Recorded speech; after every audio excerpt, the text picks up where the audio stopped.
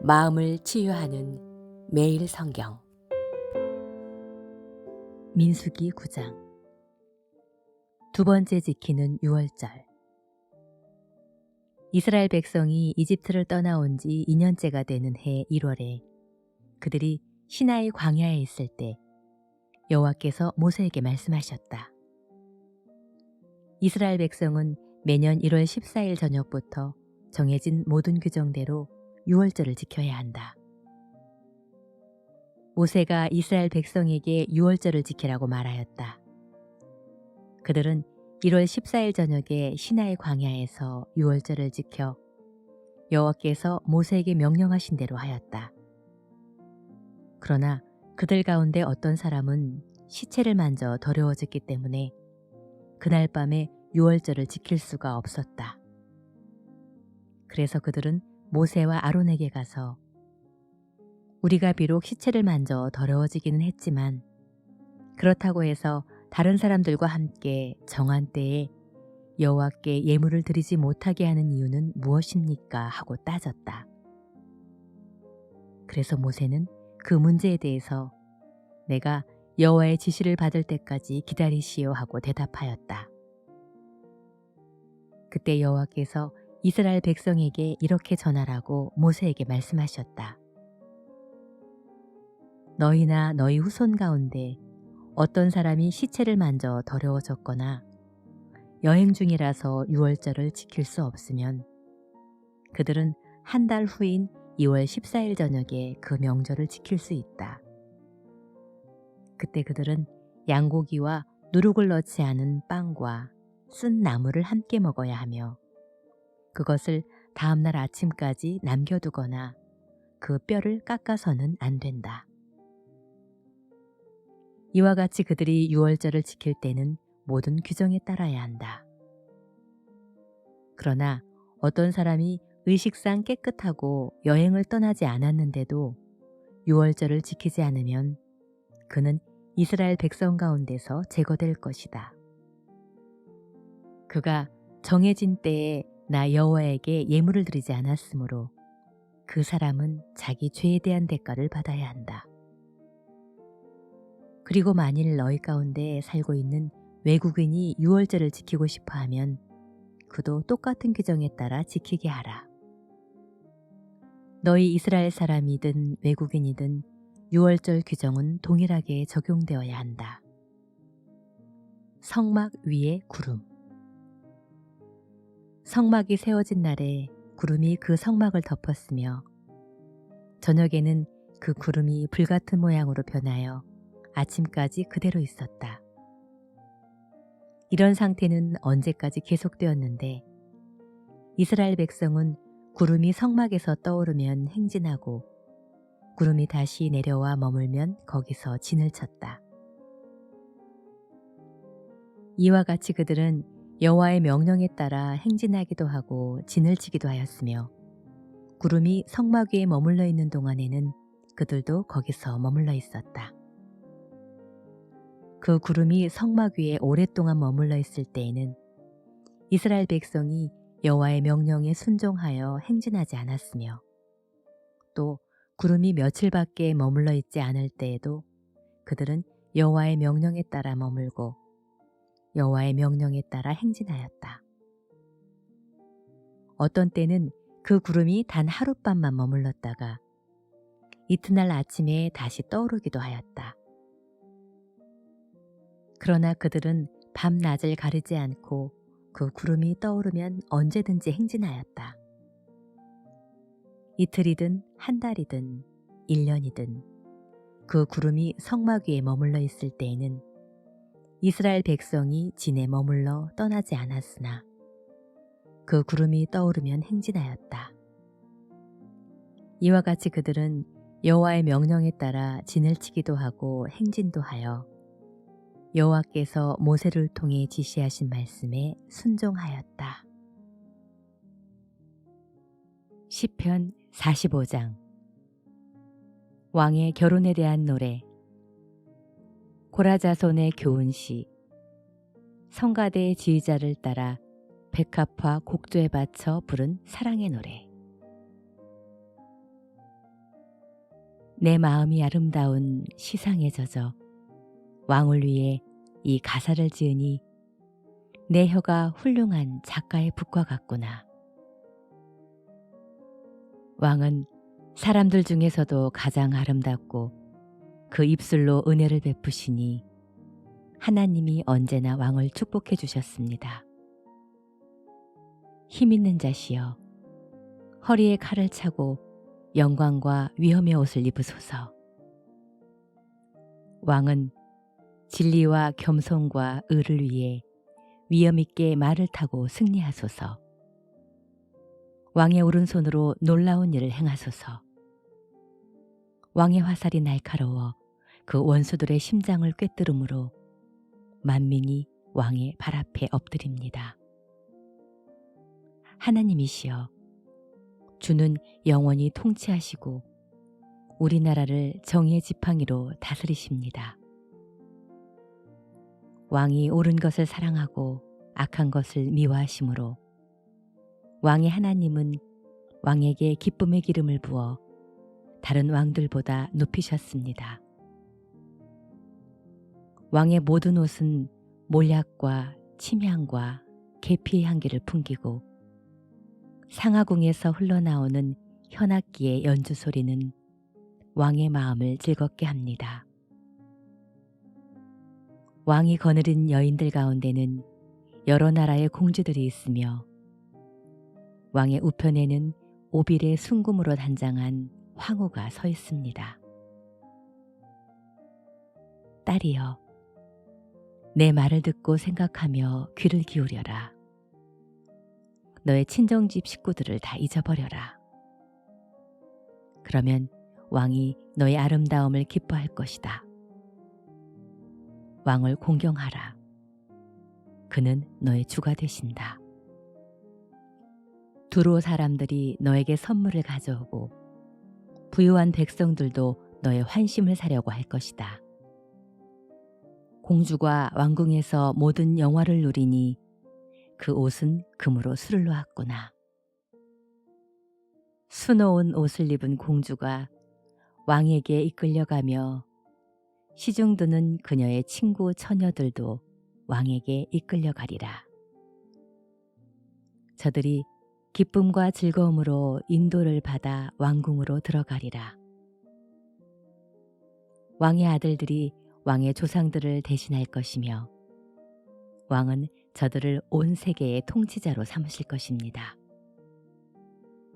내가 왕의 이름을 만대에 기억나게 할 것이므로 세상 민족들이 영원히 왕을 찬양할 것입니다. 아가서 6장. 예루살렘 여자들. 여자 중에 가장 아름다운 미인이여, 너의 사랑하는 님이 어디로 갔는가? 그가 어느 길로 갔는지 말해다오. 우리가 너와 함께 찾아보겠다. 여자. 내 사랑하는 님은 향나무가 자라는 자기 정원으로 내려가 동산에서 양떼를 먹이며 백화파를 따는구나. 님은 나의 사랑, 나는 님의 사랑. 그 님이 백합화 가운데서 자기 양떼를 먹인다네. 5번째 노래. 남자. 나의 사랑하는 님이여, 그대는 디르사처럼 아름답고 예루살렘처럼 사랑스러우며 길을 높이든 군대처럼 위엄이 있소이다. 그대의 눈이 나를 사로잡고 있소. 눈길을 내게서 돌려주시오. 그대의 머리털은 길르앗산에서 뛰어내려오는 염소떼 같으며 그대의 이는 이제 막 목욕한 양의 털처럼 희고 하나도 빠진 것 없이 가지런하며 베일에 가려진 그대의 뺨은 쪼개놓은 석류 같구려. 내게는 왕후가 60명이요 후궁이 80명이며 그 밖에 수많은 시녀들이 있으나 나의 비둘기, 나의 완전한 사랑은 하나뿐이구나. 그녀는 자기 어머니의 사랑을 한 몸에 받고 있는 외딸이다. 모든 여자들이 그녀를 보고 복받았다고 말하니 왕후와 후궁들도 그녀를 칭찬하는구나. 새벽처럼 나타나며 달덩이처럼 아름답고 해같이 밝으며 길을 높이 든 군대처럼 위엄 있는 여자가 누구인가? 여자. 내가 골짜기에 새로 돋아난 초목을 보려고 포도나무가 순이 났는지 석류나무가 꽃이 피었는지 알아보려고 포도나무 숲으로 내려갔었지. 나도 모르게 갑자기 사랑이 그리워 내 백성 가운데로 돌아가고 싶었다네. 예루살렘 여자들. 돌아오라, 돌아오라. 술람미 여자여, 우리가 너를 다시 볼 수 있도록 돌아오라, 돌아오라. 여자. 천사들이 춤추는 것을 보려는 듯 어째서 너희가 나를 보고자 하느냐. 남자. 귀한 집안의 딸이여, 신발을 신은 그대의 발이 어쩌면 그처럼 아름다운가요.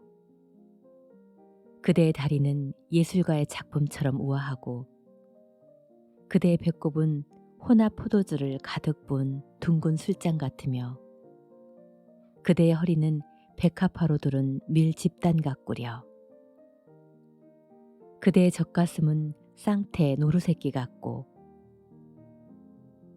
목은 상아탑 같으며 눈은 바드 랍빔 성문 곁에 헤스본 연못 같고 코는 다마스커스를 굽어보는 레바논의 망대가 쏘이다. 그대의 머리는 갈멜산 같고 머리털은 비단처럼 고와 왕이 그 매력에 사로잡히고 말았소. 어쩌면 그대는 그처럼 예쁘고 아름다운가요. 내 사랑이여, 그대의 매력이 대단하구려. 그대는 종려나무처럼 키가 크고 늘씬하며 그대의 젖가슴은 그 열매송이 같소이다. 내가 그 종려나무에 올라가서 열매를 잡으오리다. 그대의 유방은 포도송이 같고 그대의 숨에서는 사과 냄새가 나며 그대의 입술은 제일 좋은 포도주처럼 달콤하구려. 여자. 이 포도주가 내 사랑하는 님의 입술로 부드럽게 흘러들어가기를 원하노라. 나는 내 사랑하는 님의 것이므로 그가 나를 사모하는구나. 내 사랑하는 님이시여, 우리가 함께 시골로 가서 마을에서 밤을 보냅시다. 우리 일찍 일어나 포도원으로 가서 포도순이 돋았는지 꽃봉오리가 맺혔는지 석류꽃이 피었는지 알아봅시다. 내가 거기서 당신에게 내 사랑을 바치겠어요. 만다라화가 향기를 토하고 우리 문 앞에는 온갖 과일이 가득하니 내가 사랑하는 당신을 위해 쌓아둔 것이랍니다. 히브리서 7장. 멜기세덱.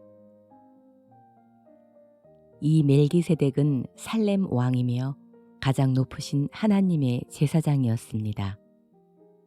그는 여러 왕들을 무찌르고 돌아오는 아브라함을 맞아 축복해 주었습니다. 아브라함도 모든 전리품의 10분의 1을 그에게 주었습니다. 멜기세덱의 이름을 번역하면 의의 왕이라는 뜻이고 살렘 왕은 평화의 왕이라는 뜻입니다. 그는 부모도 족보도 없고 태어난 날과 죽은 날도 없으며 하나님의 아들과 같이 언제나 제사장으로 있는 자입니다. 여러분은 그가 얼마나 훌륭한 자인가를 생각해 보십시오. 우리 조상 아브라함까지도 모든 전리품 가운데 가장 좋은 것의 10분의 1을 그에게 바쳤습니다. 제사장 직분을 받은 레위 사람들은 같은 동족인 아브라함의 후손에게서 10분의 1을 받도록 율법에 규정하고 있습니다. 그러나 멜기세덱은 레위 사람의 족보에 들지 않았는데도 아브라함에게서 10분의 1을 받았고 하나님의 약속을 받은 아브라함을 축복해 주었습니다. 일반적으로 축복은 윗사람이 아랫사람에게 하는 것입니다. 제사장들도 10분의 1을 받았고 멜기세덱도 10분의 1을 받았으나 제사장들은 죽을 사람이고 멜기세덱은 성경이 증거한 대로 영원히 살아 있습니다. 그리고 11조를 받았던 레위도 아브라함을 통해 10분의 1을 멜기세덱에게 바쳤다고 할 수 있습니다. 이것은 멜기세덱이 아브라함을 만났을 때 레위는 아직 태어나지 않았고 자기 조상의 몸속에 있었기 때문입니다. 하나님은 레위 계통의 제사장 직분에 근거하여 율법을 주셨습니다. 그런데 그 제사장 직무가 완전해질 수 있었다면 어째서 아론의 계통이 아닌 멜기세덱의 계통에서 다른 제사장을 세울 필요가 있었겠습니까? 제사장 직분이 변하면 율법도 반드시 변경되어야 합니다. 우리가 지금까지 말한 분은 레위 지파가 아닌 다른 지파에 속해 있었는데 그 지파에서는 하나도 제사장 일을 한 사람이 없습니다. 우리 주님은 분명히 유다 지파의 후손입니다. 모세는 이 지파에서 제사장이 나올 것이라고 말한 적이 한 번도 없습니다. 멜기세덱과 같은 다른 제사장이 나타난 것을 보니 우리가 말한 것은 더욱 분명합니다. 그분은 인간의 법이나 규정에 따라 제사장이 되신 것이 아니라 영원한 생명의 능력으로 되신 것입니다.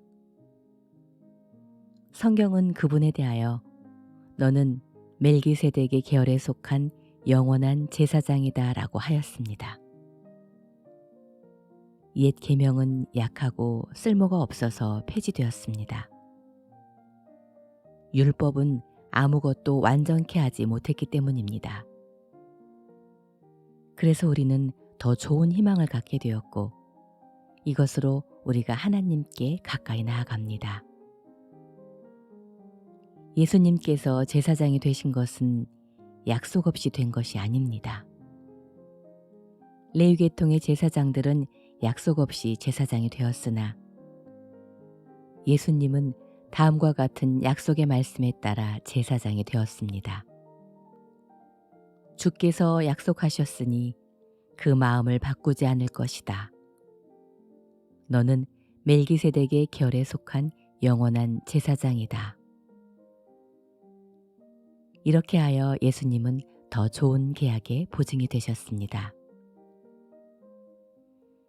레위 계통의 제사장들은 죽기 때문에 그 직무를 계속할 수 없어서 많은 제사장이 필요했습니다. 그러나 예수님은 영원히 살아계심으로 그분의 제사장직도 영원합니다. 그러므로 예수님은 자기를 통해 하나님께 나아가는 사람들을 온전히 구원하실 수 있습니다. 그것은 그분이 언제나 살아계셔서 그들을 위해 중재의 기도를 하고 계시기 때문입니다. 이런 대제사장은 거룩하고 흠이 없고 더럽혀지지 않았으며 죄인들이 미치지 못하는 하늘에 계심으로 우리에게는 없어서는 안 될 뿐이십니다. 예수님은 다른 제사장들처럼 먼저 자기 죄를 위해 제사를 드리고 나서 백성의 죄를 위해 제사를 드리는 일을 날마다 할 필요가 없습니다. 그것은 예수님이 자신을 바쳐서 단번에 그 일을 행하셨기 때문입니다. 율법은 약점을 가진 사람들을 대제사장으로 임명하였지만 율법 후에 온 하나님의 약속은 영원히 완전하게 되신 아들을 대제사장으로 임명하셨습니다.